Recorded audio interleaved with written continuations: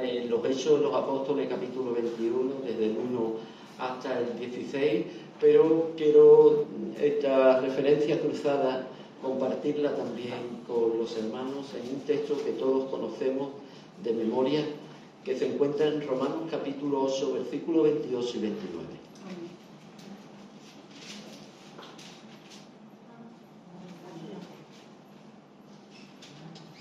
Y dice así la palabra del Señor en el nombre del Padre, del Hijo y del Espíritu Santo. Amén.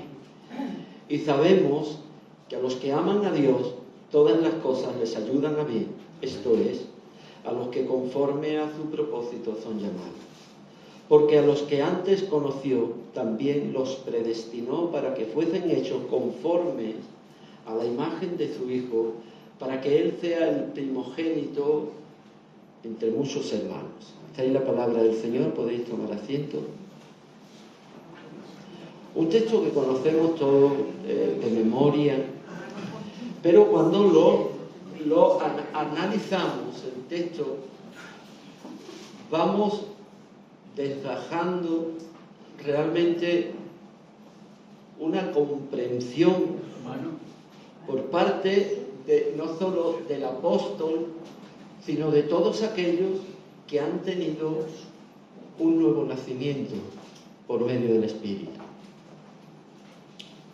Pablo se está dirigiendo aquí a una iglesia, la iglesia en Romanos, y le está diciendo algo que ellos saben, y la palabra aquí, y sabemos, es una palabra experimental. No es tan solamente una palabra que seamos conscientes de ella, de haberla memorizado, o hacer una exégesis de lo que nosotros hemos leído, hermenéuticamente hablando, ¿verdad?, llevándolo a un campo teológico. La palabra aquí indica y señala una experiencia, algo que se ha vivido. Algunos piensan, los cuales yo respeto desde este lugar, y no puede ser de otra manera, respeto que las experiencias como que no forman parte de la vida del creyente. Yo creo que a lo largo de toda la historia bíblica vemos a hombres que han tenido experiencias, que han estado teniendo vivencias en el entorno que les rodeaba y a la vez con la presencia del Señor, con una teofanía, una presentación del Señor, algo que ha marcado sus corazones, algo que no es la letra, sino que es más profundo todavía. Cuando el apóstol está hablando aquí, porque entra en la dimensión del Espíritu, este capítulo 8 empieza en la dimensión del Espíritu, la enseñanza que da. Dice, y sabemos, conocemos por experiencia, que los que aman a Dios, todas las cosas les ayudan a bien. Y esto es, hermano, lo que nosotros en esta mañana vamos a estar estudiando y analizando. Es que debemos de entender la voluntad de Dios. Con la voluntad de Dios ocurre lo siguiente, de que nosotros podemos buscar la voluntad de Dios por asuntos que puedan haber en nuestras vidas. Buscamos la dirección de Dios. Señor, es tu voluntad que yo vaya a este lugar, que yo tenga este trabajo, que yo esté con esta relación, que yo viva, que yo dé, que no dé, que yo hable, que deje de hablar, ¿verdad? No sé a dónde ir, no sé tampoco qué hacer, no sé qué decir. Entonces buscamos la dirección de Dios para que Él nos ayude. Pero esta no es la dirección de Dios para nuestras vidas que el apóstol Pablo está sugiriendo en el capítulo 21. Vayamos al capítulo 21. De los Hechos de los Apóstoles.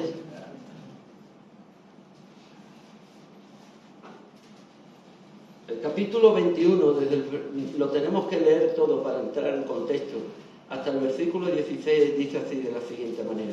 A veces, no sé si ustedes empezáis a leer la Biblia y llegáis a las Crónicas Y en las crónicas como que uno o no se detiene o quiere pasar de largo, porque las crónicas nos hablan de la genealogía, de todas y cada una de las tribus, de los pueblos, de las particiones, de lo que le tocaba a cada uno, y de los que cantaban, cuáles eran sus nombres, de los que formaban parte, de los instrumentos, etcétera, etcétera, y como que es un poquito que no va a aportar lo que uno quisiera. No sé si ustedes habéis tenido esa sensación, no es que hayáis pasado, yo sé que a ustedes les gusta mucho la palabra del Señor y toda la palabra está inspirada. Amén. Toda la palabra, hasta la cronología, está inspirada por el Señor. Y por eso es importante, porque todo esto son detalles que el Señor va dejando ahí como una línea dorada, una línea, hermano, en la que nosotros podemos ir engarzando históricamente el proceso de Dios por medio de Jesucristo en la redención. La genealogía, todo lo que forma parte de la liturgia en los cultos, los sacrificios, todo eso son, digamos, perlas engarzadas que va dejando ahí nuestro Señor para que nosotros vayamos conectando, ¿verdad? Lo que es realmente la redención que el Señor a través de la historia nos ha prometido. Pues esto es lo mismo. Aquí vamos a hablar de un viaje. Y dice así la palabra: después de separarnos de ellos, venimos, ¿verdad?, de la playa que estaban orando y se separaron porque dijo Pablo, alguien me lo recuerda, que dijo Pablo que les provocó a ellos dolor. No veríamos su rostro. Que no vería más su rostro. Y por eso lloraron. Entonces venimos de allí, y dice, después de separarnos, arrancarnos, ¿verdad? Como quedarse un trozo del corazón, esto es lo que indica esta palabra. Después de separarnos de ellos con duras penas, ¿verdad? Zarpamos y fuimos con rumbo directo a Cos y al día siguiente a Rodas y de allí a Pátara. Y hallando un barco que pasaba a Fenicia, nos embarcamos y zarpamos.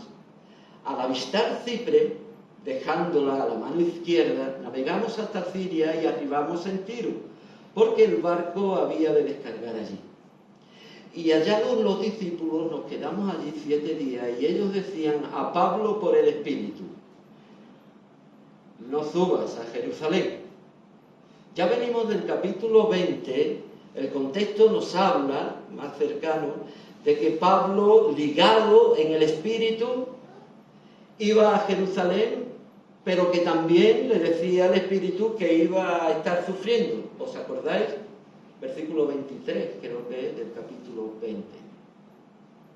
Y sin embargo, aquí vemos también que los hermanos, cuando están allí entre ellos, estuvieron 7 días, que le decía a Pablo, por el Espíritu también, por el mismo Espíritu, que no subiese a Jerusalén. Cumplidos aquellos días, salimos acompañándonos todos con sus mujeres e hijos hasta fuera de la ciudad, y puesto de rodillas en la playa oramos. La misma situación que vemos en Mileto, ¿verdad? Los hermanos que apreciaban tanto a Pablo se van a un lugar apartado y oran los unos por los otros. Versículo 7. Y nosotros, completando la navegación, salimos de Tiro y arribamos en Tolemaida. Y habiendo saludado a los hermanos, nos quedamos con ellos un día. Al otro día, saliendo Pablo, a los que con él estábamos, fuimos a Cesarea. Y entrando en casa de Felipe el evangelista, que era uno de los 7, posamos con él. Este Felipe tenía 4 hijas, doncellas, vírgenes, que profetizaban, y permaneciendo nosotros allí algunos días, descendió de Judea un profeta llamado Ágabo, quien viniendo a vernos, tomó el cinto de Pablo y atándose los pies y las manos dijo: esto dice el Espíritu Santo, así atarán los judíos en Jerusalén al varón de quien es este cinto y le entregará en manos de los gentiles. Al oír esto, les rogamos nosotros y los que estaban en aquel lugar que no subiese a Jerusalén, Entonces Pablo respondiendo y dijo lo siguiente: ¿qué hacéis llorando y quebrantándome el corazón? Porque yo estoy dispuesto no solo a ser atado, mas aún a morir en Jerusalén por el nombre del Señor Jesús. Y como no le pudimos persuadir, desistimos, diciendo: hágase la voluntad del Señor. Después de esos días, hechos ya los preparativos, subimos a Jerusalén y vinieron también con nosotros de Cesarea algunos de los discípulos, trayendo consigo a uno llamado Nasón de Chipre, discípulo antiguo con quienes nos hospedamos. Hasta ahí la palabra del Señor. Qué itinerario, ¿verdad, hermano? Si podemos observar aquí, lo que vemos es un recorrido del apóstol Pablo por distintos pueblos, por distintas islas, que llegan, hermano, a ese lugar de Cesarea, que era un punto estratégico. Acuérdense, hermano, de allí como Pedro predicó el Evangelio a un hombre que era un centurión romano, ¿os acordáis? Y cómo el Espíritu Santo cayó sobre ellos, y todos los que estaban allí fueron llenos del Espíritu Santo. Un lugar donde la iglesia del Señor se había asentado. Pero si nosotros observamos todo esto, hermano, nos puede llevar a la conclusión siguiente, ¿verdad? Los tiempos, dice Gálatas, llegado el cumplimiento de los tiempos, Dios mandó a su Hijo, nacido de mujer y bajo la ley. ¿Para qué? Para poder llegar a plasmar en la historia de la humanidad lo que Dios había prometido a través de todos los siglos, que era la remisión, el poder el hombre tener el estado de justificación para con Dios y de esa manera poder tener la vida eterna, alcanzar las manos al árbol de la vida. A esos querubines que estaban rodeando ese árbol en el Edén, hermano, que le era prohibido al hombre acercarse, Dios mandó a su Hijo Jesucristo como símbolo de aquel árbol de la vida, hermano, para que en su gracia pudiese el hombre acercarse y abrazar a ese árbol de la vida. Y Dios lo tuvo a bien. Pero llegado el cumplimiento de los tiempos, pero es que los tiempos abarcan, hermano, una gran consideración de aspectos. El cumplimiento de los tiempos no es tan solamente que Cristo vino, porque Cristo podía haber venido, hermano, cuando Israel estaba siendo asediada por los asirios, o podía haber venido, hermano, en el tiempo donde estaban los jueces. Dios podía haber mandado a su Hijo, pero Dios había establecido, hermano, un cumplimiento para los tiempos, para que todo pudiera, hermano, alinearse, para que todo pudiese, hermano, llevar una coordinación completa con todo lo que era la expansión del Evangelio. Y aquí lo que podemos ver y observar, hermano, es el itinerario que había tan maravillosamente marcado. Tenemos Cos, tenemos Roda. Por cierto, Cos es donde había escuelas de medicina, ¿verdad? Y allí es donde estaba también Hipócrates, que el juramento de los médicos viene de este nombre, ¿verdad? El juramento de Hipócrates, que ellos, pues bueno, juran ser legal a todo lo que forma parte de la ciencia y de la vida del hombre. Después vemos que estaba Roda también. ¿Quién no se acuerda de Roda? Donde había ese gran coloso de Roda, ¿verdad? Allí lo había, y luego Pablo pasa por allí, por aquel lugar. Pero también vemos Pátara. Pátara era un lugar, hermano, donde estaba el templo de Olimpo. Y Pablo va pasando por todos estos lugares, pero lo que sí observamos es que hay un itinerario marcado. Y en el cumplimiento de los tiempos, Dios había marcado itinerarios. El Imperio Romano, hermano, había facilitado de que el Evangelio se pudiera extender con mayor facilidad. No sé si conocéis, aquí mismo tenemos nosotros lo que es Benaocá, toda la parte esta de Grazalema por aquí, tenemos una vía llamada la Vía Apia. Esa llegaba hasta el campo, llega hasta el campo de Gibraltar y cruza, hermano, hasta lo que es el Magreb. Todo lo que era el Magreb pertenecía también a los romanos, pero tenemos la vía Augusta y tenemos muchísimas. Es como el kilómetro cero. ¿Alguien ha estado en el kilómetro cero de Madrid? Pues bueno, si usted se pone allí, verá la Nacional 1, la 2, la 3, la 4, la 5 y la 6. Digamos que son carreteras que se extienden por todo lo que es el Reino de España. Allí ocurría lo mismo en Roma. En Roma salían, hermanos, y vías por todos lados, y aseguraba también, hermano, porque había lugares determinados donde habían garitas y le daba seguridad. Siempre, estas vías siempre estaban guardadas por hombres que estaban de un sitio para otro, soldados romanos.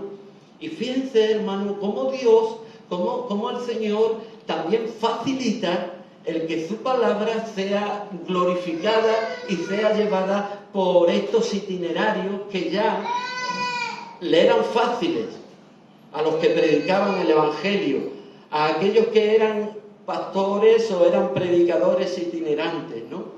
Pero hay algo que nos tiene que llamar la atención, y es el compañerismo, es la hospitalidad. Si usted observa, en cada lugar donde está existe una iglesia. ¿Y dónde iba Pablo? Buscaba a los hermanos. Y no solo buscaba a los hermanos, sino que él aprovechaba ese tiempo para poder enseñar a los hermanos, para poderles predicar.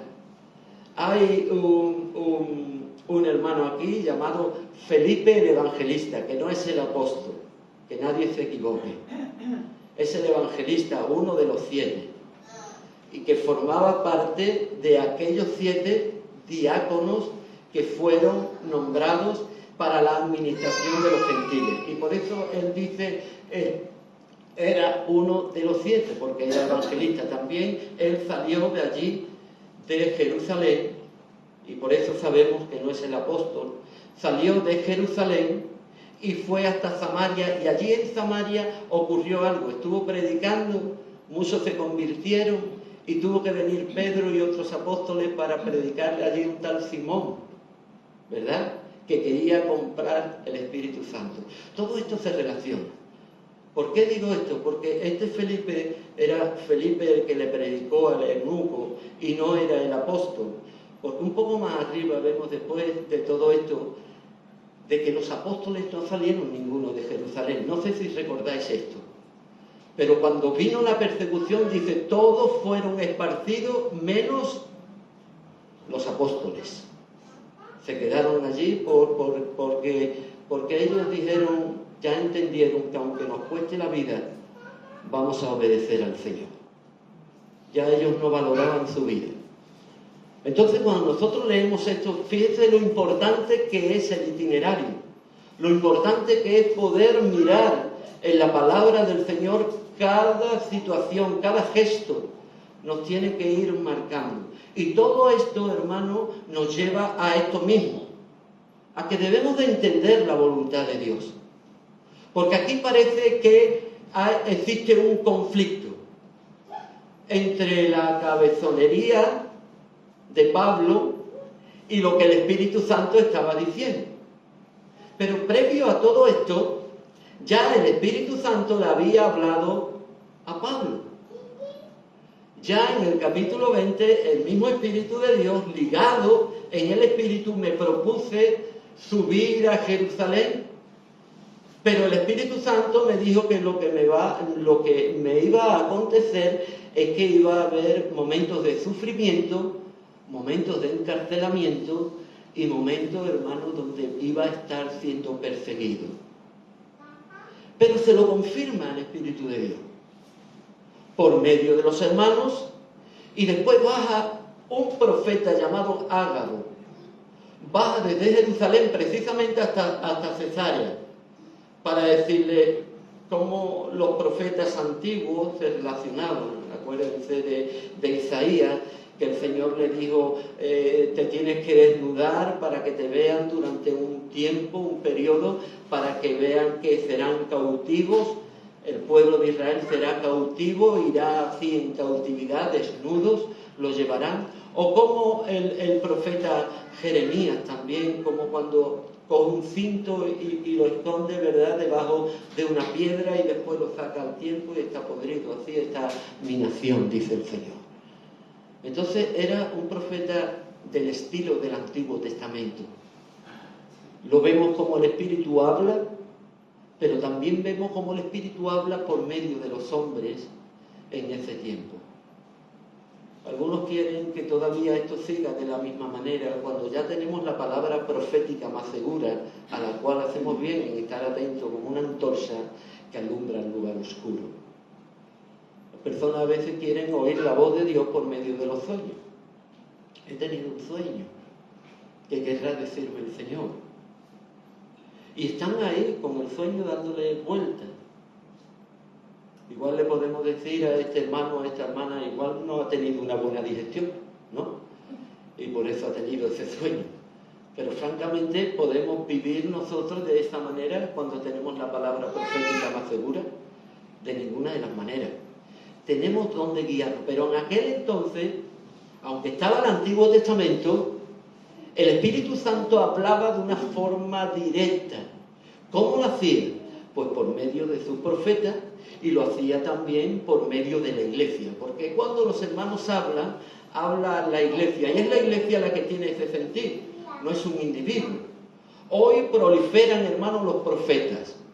Ay, es profetiza, es profeta, y me ha dicho, y van, además que van a buscarlo. A ver qué es lo que tiene para mí. Como si eso fuese, hermano, algo en lo que yo y dependiera mi fe de lo que me tenga que decir un hombre que se ha proclamado profeta. Cuidado con todo esto. Porque la ley también decía lo siguiente: si la profecía no se cumple, ¿quién moría? El profeta. Yo no he visto a ninguno que sea... he visto muchas equivocaciones, pero no he visto a ningún profeta que se haya aniquilado. O yo quiero ser como Pablo, ¿no? Pero como Pablo, ¿qué? ¿En la primavera o en el camino a Jerusalén? ¿Cómo quiero ser? ¿Como Pablo en el esplendor o como Pablo con la guillotina en el cuello? ¿Cómo quiero ser yo como Pablo? Pues esto es igual. Era la iglesia la que comunicaba el sentir del Espíritu al siervo de Dios. Y ahí vemos un sometimiento total también a la iglesia. Porque era la iglesia donde el Señor se manifestaba, era en su iglesia, no era alguien, una persona individual. ¿Por qué digo todo esto, hermano? Porque aquí lo que hay que entender que es la voluntad de Dios para mi vida. Porque yo puedo pedir dirección al Señor por cualquier asunto que tenga, que es como se debe de hacer. Pero hay una voluntad que está por encima de cualquier voluntad o deseo que yo tenga. Hay algo que se debe de cumplir en cada vida. Y esto lo tenía muy claro el apóstol Pablo. Por eso, hermano, cuando entramos aquí en materia ya entendiendo la voluntad de Dios, a pesar de las adversidades, Pablo entendía y discernía cuál era la voluntad de Dios para su vida. Y esto nos lleva, hermano, a buscar la guía de Dios y a estar dispuestos a seguir la dirección de Dios, aunque implique sacrificios personales. La disposición de Pablo. Pablo, si tomamos el libro de Lucas, el mismo escritor de los Hechos, tiene gran similitud. Porque Lucas está hablando también de un itinerario del Señor continuamente. Y parte el Evangelio, hermano, como bien decía antes, en una primavera en Galilea de Jesús y en un periodo de sacrificio y de la subida a Jerusalén. El capítulo 9, a partir de los versículos 50 y algo, sobre todo el 51, dice que poniendo su rostro, erguiendo su rostro y poniéndolo como un pedernal, él subía a Jerusalén sabiendo lo que allí le iba a ocurrir.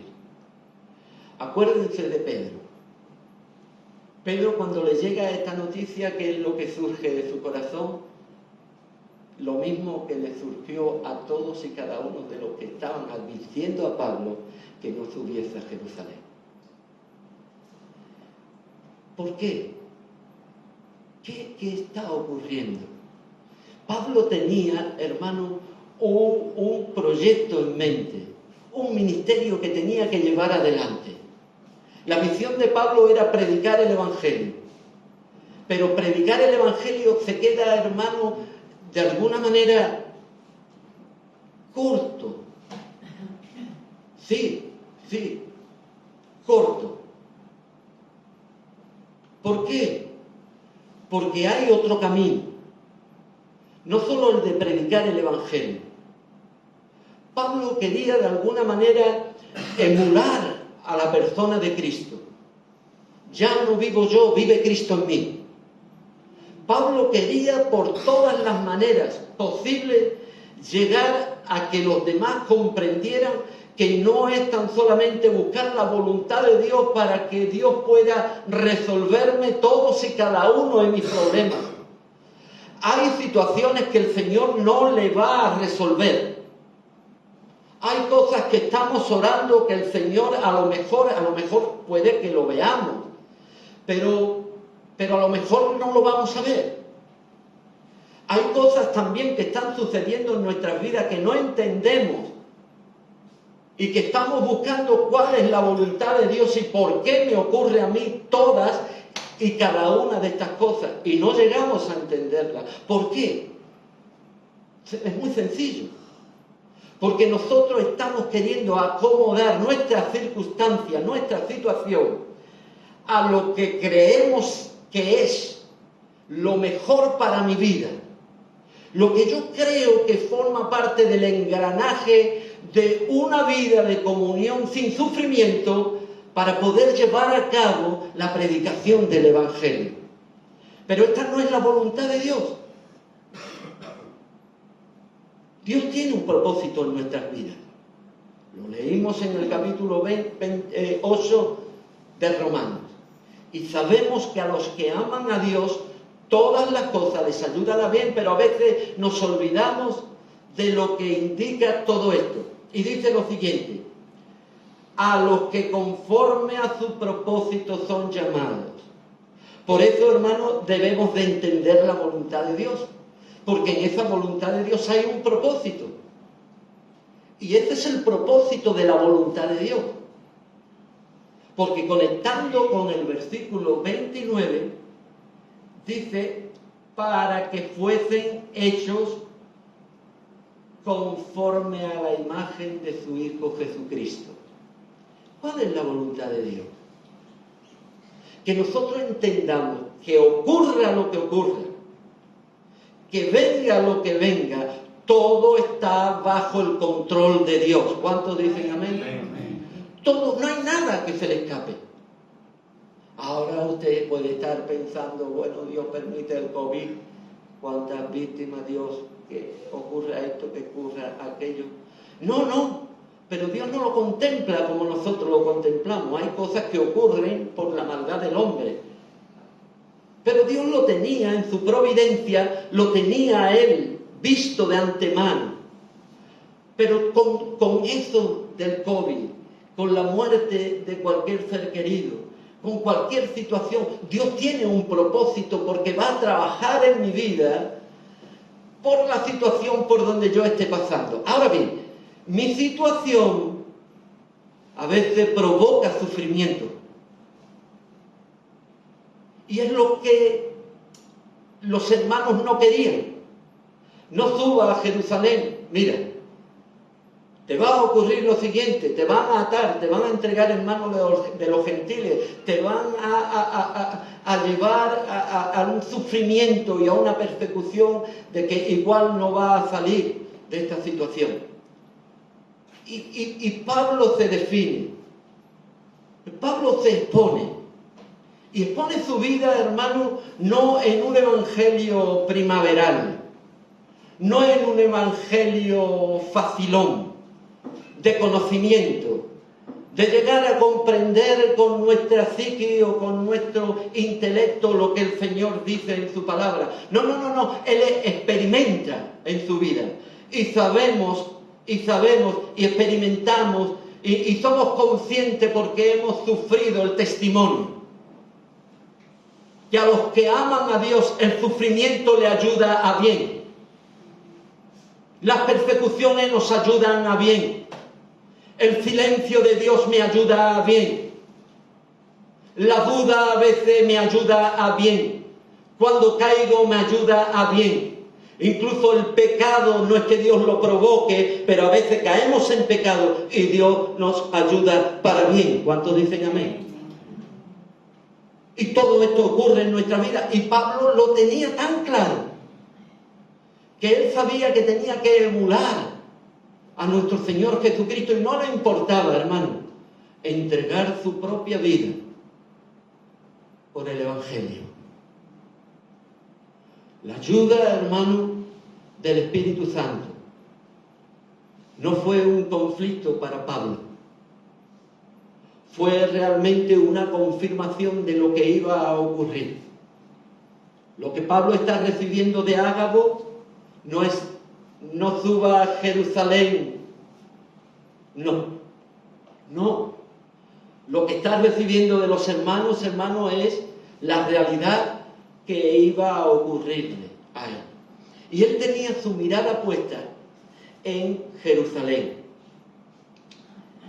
Y aquí está la clave, hermano. Aquí está la clave del viaje a Jerusalén. La voluntad de Dios en nuestras vidas se relaciona continuamente a través de su amor, a través de su consuelo y a través, hermano, de su compasión. Ahí se revela la voluntad de Dios en nuestras vidas. Dios es nuestro amparo, nuestra fortaleza, nuestro pronto auxilio en las tribulaciones. Bienaventurado es aquel cuyo ayudador es el Dios de Jacob, cuya esperanza está en el Señor su Dios, que hizo los cielos y la tierra. Él, tan solamente Él, puede llevarnos por ese camino a Jerusalén. El libro de Hebreos dice que todos los que sufrieron, capítulo 12, todos los que dieron testimonio, todos los que entregaron su vida, todos aquellos testigos, hermanos, que pudieron ellos, por su fe, alcanzar la promesa, tenían tan solamente algo en sus ojos: al autor de la vida. Y tenían su esperanza puesta no en una ciudad como Jerusalén la conocemos hoy, sino en una Jerusalén celestial. Tenían sus ojos puestos en aquella ciudad que va a permanecer para siempre, calles de oro, calles de cristal, donde el sol no va a existir, sino que la gloria y el resplandor de Dios va a estar continuamente allí, donde no habrá llanto ni dolor. Y esa era la meta de Pablo. Pablo quería llegar, hermano, a poder realmente, ya no vivo yo, vive Cristo en mí. Amén. Por lo tanto, hermano, la senda del dolor para Cristo es el camino de la gloria. La senda, hermano, para el apóstol Pablo de tener que ir a Jerusalén era la senda de la gloria de Dios. Él tenía que ir a Jerusalén. ¿Por qué? Porque sabemos que a los que aman a Dios, todas las cosas les ayudan a bien. Y fue de inmediato. Ya lo compartiremos. Y fue de inmediato. Pero allí le da la oportunidad, hermano, de presentarse a los hermanos, de ser un testimonio. De allí donde iba, en cada lugar que estaba, era un testimonio vivo de lo que era Cristo en su vida. Entregándose a los demás y no teniendo su vida ningún aprecio por su vida, Si decía ya no vivo yo, es que lo hacía realmente dando una garantía. Él no hablaba por hablar. Él transmitía seguridad con su testimonio. Él vivía una vida, hermano, realmente en la que muchos de nosotros tendríamos que estar avergonzados. Pero hay algo espectacular en la vida de Pablo. Él puede ser muy prominente. Él puede ser muy sabio, muy entregado y entregar su vida por amor a los demás y por amor a Cristo. Pero él tenía a alguien que emulara, y era nuestro Señor Jesucristo. Aprended de mí como yo aprendo de Cristo. Sed imitadores de mí como yo soy de Cristo. Podemos entregarnos como lo hizo Pablo. ¿Podemos llegar a la altura de Pablo? Pues claro que sí, hermano. Claro que sí. ¿Por qué? Porque Pablo no deja de ser un hombre como lo es usted, una persona. Lo digo hombre, mujer. Pablo no deja de tener debilidades, como la tiene usted y la tengo yo. Pablo no es nuestro objetivo. Nuestra meta es Cristo. ¿Por qué? Porque aunque Pablo se entregó por el Evangelio de la gracia, y aunque Pablo fue un hombre que entregó su vida, si no hay remisión de pecados no hay salvación. Y Pablo, aunque se entregó, él no podía redimir los pecados. Y además él no podía redimir ni sus propios pecados. Porque miserable de mí, dice en el libro de Romanos, hay algo en mí, una lucha continua que estoy viviendo en el espíritu y en la carne, porque lo que no quiero, eso es algo miserable de mí, él mismo se llama miserable. Y es verdad que somos miserables, hermanos. Somos miserables porque realmente quien merece la gloria no son mis obras, no es mi manera de actuar, no es ni incluso el entregarme yo con mis obras, siendo el mejor, como Pablo. Todo eso lo tengo por basura. ¿Por qué? Porque Pablo podía llegar hasta ahí, no podía llegar más. Pero hay uno que llegó todavía más. Hay uno que traspasó los cielos, dice el libro hebreo. Uno que entró hasta el lugar santísimo, partió el velo hasta la misma presencia de Dios en ese trono de gracia. En ese trono, hermano, donde estaba y existe la misericordia. Y es ahí es donde llegó Cristo. En esa subida, hermano, con el patíbulo hasta el Calvario, dando el Cordero de Dios que quita el pecado del mundo. El único que pudo entregarse. Y usted y un servidor estamos llamados a eso.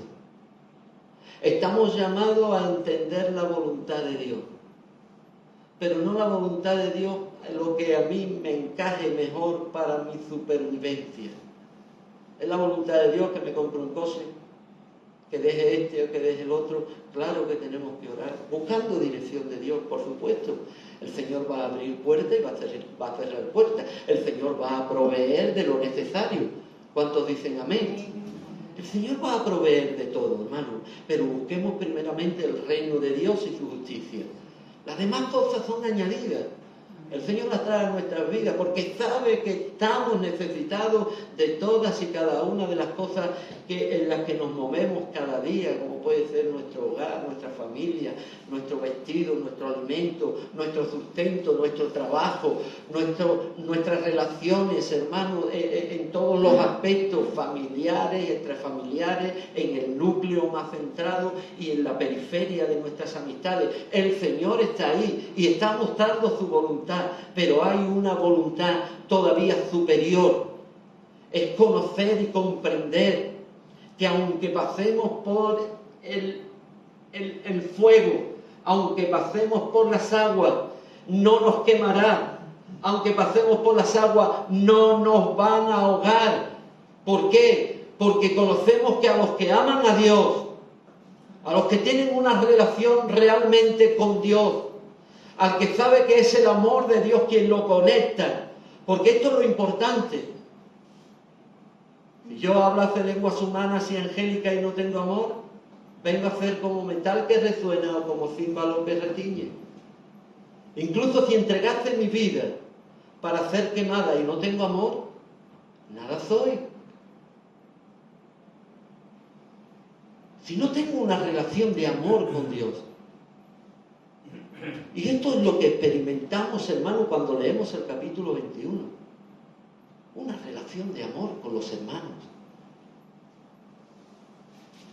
Y para comprender y entender la voluntad de Dios en el sacrificio, hay que tener una buena relación de comunión con los hermanos. Si no, lo único que voy a ver va a ser zancadillas, malos gestos, el ambiente enrarecido. No voy a estar transparente, no voy a poder ni mirar al hermano a los ojos. ¿Por qué? Porque estoy sucio, porque no hay una buena relación, porque no abro mi puerta. ¿Veis que allá donde estaba el itinerario nos marca la conducta y el espíritu de la iglesia, de la comunión? Va marcando en cada ciudad, en cada isla, va marcando la comunión de los hermanos, la oración, la preocupación, el abastecimiento, la ayuda, la oración, el hospedaje, continuamente, la enseñanza, todo va conectado. ¿Y sabéis, hermanos y hermanas queridas, con qué está conectado todo esto? A un espíritu de amor. Porque si no hay amor, no vale nada. Si el amor de Dios no está en su iglesia, no somos la verdadera iglesia del Señor. La verdadera iglesia del Señor está marcada por la comunión, por la transparencia. ¿A usted le ha molestado algo del pastor? Dígaselo, háblelo con él. Hay hermanos que parece que le tienen miedo al pastor. No, yo que le tengo miedo al pastor, es que no se lo digo, algo esconderá. Se lo garantizo, se lo garantizo, porque este que está aquí no se come a nadie. Ni se lo comerá nunca. Ahora sí le tengo miedo al pastor porque me va a hablar con toda claridad. Y a lo mejor me va a amonestar. O me va a animar. Pablo tenía tan buena relación que no había, hermano, ningún espíritu en el que se pudieran levantar discordias. Todo lo contrario. ¿Cuánto me gustaría, hermano, que vinierais a mí y me contarais vuestras inquietudes? Yo hay cosas de la familia que me entero de rebote. Mira, ¿te has enterado? No me lo han dicho. Ay, ¿qué? Pues no me enteraron. ¿Cómo es posible? Por eso digo que la buena relación, hermano, no es en el que me caiga mejor, sino en lo que Dios ha establecido en su iglesia, los ministerios. Y fue Pablo quien determinó, Fue Pablo, al final es Pablo quien determina subir a Jerusalén, porque reconocían el apostolado de Pablo. Muchas veces los pastores se cuestionan. ¿Será, no será? ¿Me habrá dicho? Antes me dijo, ahora no me dijo. Ahora, antes tenía una actitud, ahora tiene otra. Todo esto nos lleva a esto, a poder entender la voluntad de Dios. Pero la voluntad de Dios, hermano, está conectada con el amor. ¿Cuántos dicen amén? Y sabemos los que hemos tenido una relación con el Señor personal, experimentar que los que aman a Dios, aunque se levante contra mí un ejército, los que amen a Dios, aunque una gran tempestad venga contra mí, aunque una crítica venga contra mí, todo le ayuda a bien. Que el Señor bendiga su palabra. Nos ponemos en pie, hermano.